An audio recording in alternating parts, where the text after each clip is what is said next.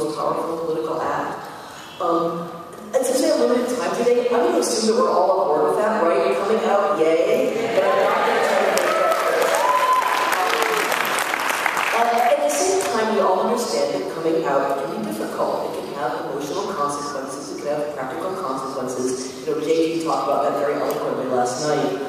So we need to do more than just keep telling each other, come out of the closet. We need to circulate specific, effective strategies for coming out and for supporting one another coming out. And that's what I'm talking about today. I'm talking about the nuts and bolts of this. I'm not talking, you've been hearing all weekend about why we should come out. I'm talking about how. And specifically, I want to talk about what atheists can learn about coming out from the history of the LGBT movement.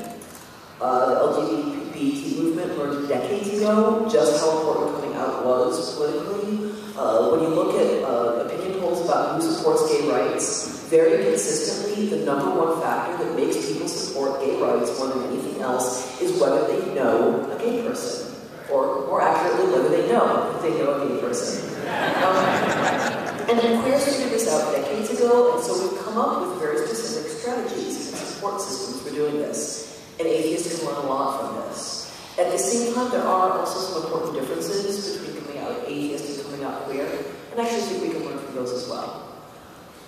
So what specifically can we learn from the LGBT communities about how to come out, and importantly about how to support one another in coming out? So I think the first and most important lesson is this: there is not one right way to do this. There's not one magical coming out formula that works for everybody. So while we do need to encourage and support each other coming out, we need to let each other do it in our own way and on our own timetable. It's also really important to remember that coming out is not a single step that we take once and are then done with. It is an ongoing process. That's true for queers, and it's true for atheists. Each time we come out to a different person, it's a different coming out moment.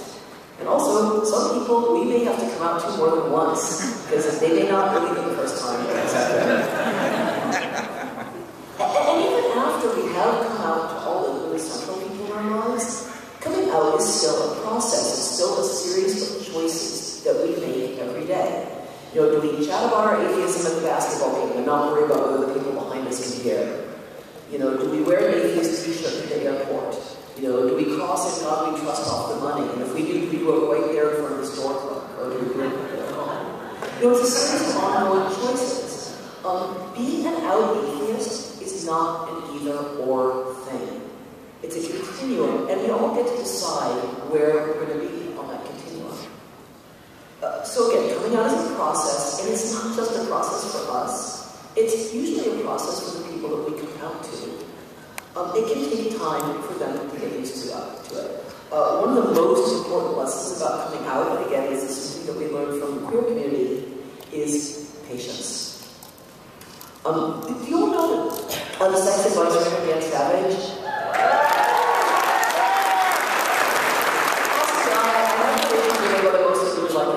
And he has a really wonderful and hopeful story about coming out. When he first told his mother that he was gay, her reaction was not good, and one of the things that she said was that she never wanted to be able to bring any of his boyfriends home, and she never wanted to meet any of them. Which is really harsh thing to hear, except that years later, when Dan had been with his partner Terry for some time, Dan's mom was the one who was pressuring them to get married. She was the one who was like, that typical mom saying, hey mom guys, I see wedding already. She came around, it just took time. So we need to be willing to give it time, and sometimes we have to be the bigger person. When we come out as atheists, sometimes people are going to be, what's that word I'm looking for here? Total fucking assholes.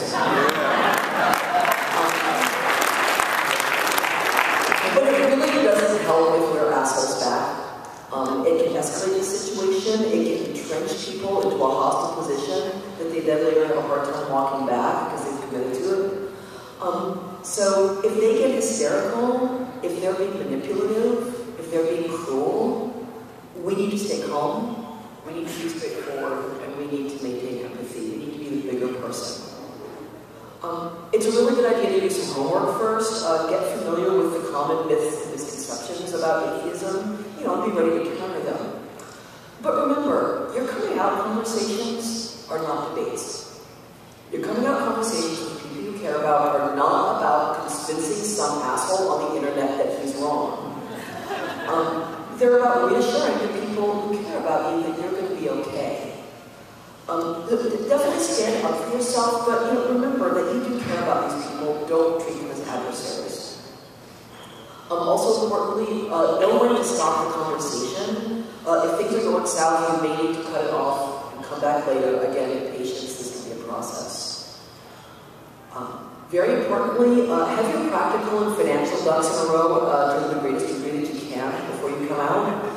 If you're a college student and your parents are supporting you, you might want to wait until you come out until you leave college before you come out to your parents. If you come out at work and it might be your job, make sure that you can cope with that financially. If you're living in a very religious community and coming out can isolate you, find an atheist community first and put down roots in it. Now, of course, when I talk about having your ducks in a row first, there's limits to that advice. If you wait to come out until everything is perfectly safe, you are going to wait a very long time.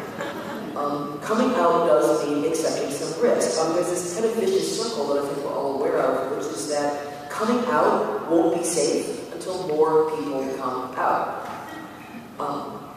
But the other thing, there's a flip side of that too, which is that the longer you wait to come out, the greater your chances are of being outed by somebody else, either accidentally or intentionally.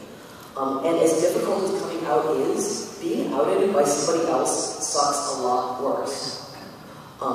And staying in the closet involves another kind of risk. It involves the risk and the stress of living a lie. That is not easy. That's a hard way to live. So when you're doing your cost-benefit analysis about coming out and who you come out to, remember, neither choice is risk-free. Coming out is a risk, staying in is also a risk.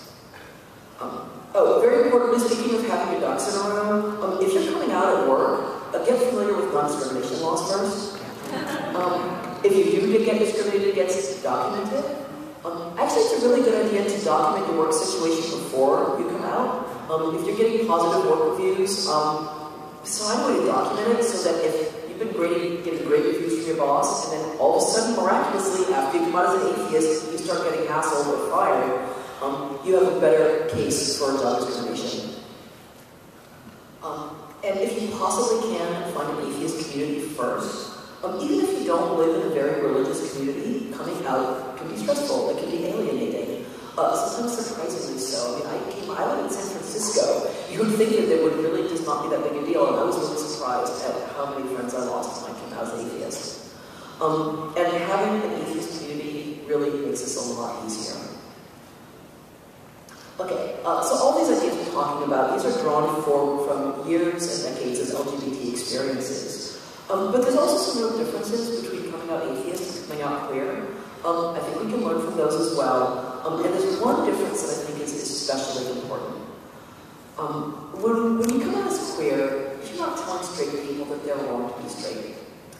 But there is no way to come out as an atheist without telling people, if you believe in God, you're wrong. That's the implication. There's no way to avoid that. And I think we need to accept this. I think we need to accept that relations between atheists and believers may always be a little bit strained and a little bit difficult, in a way that isn't necessarily true with LGBT people. So if you're looking for a way to come out as atheist that's going to make it perfectly okay with the people in your life, again, you have a long way ahead of you. The people you come out to will probably get better about it with time, but unless they become atheists, they may always have something of a hard time with that. And I think that is more true for atheists than it is for LGBT people. And that actually brings me to another really important point. When you're coming out, especially when you're first coming out, focus on countering myths and misinformation about atheists. Do not get sucked into arguments about whether God is real. This may sound surprising to some of you because I love those arguments. I'm entirely in favor of getting into arguments with people about whether God exists. The coming out conversation is not the time for it. And here's why. Coming out isn't just about them accepting you. They need to know that you're going to accept them. And for a lot of people, the religion isn't just an idea, it's an identity. And when you come out as atheist, it can seem like you're rejecting that identity, like you are rejecting them. Again, I don't know if there's any real way around this, but you don't need to exacerbate it by saying, I'm an atheist and here's 20 reasons why your God doesn't exist. Have that conversation later. There's some other important differences between coming out as atheist and coming out queer, but I have limited time here, so I'm going to skip those and move on. If I'm doing a workshop later on, if you want to talk about it later, we can do that. So I've mostly been talking to you today about the difficulties of coming out. But there's a really important flip side of that we need to remember, that sometimes coming out is not as traumatic as we fear. You know, I cannot tell you the number of people that I've talked to, and again, this includes queers and it includes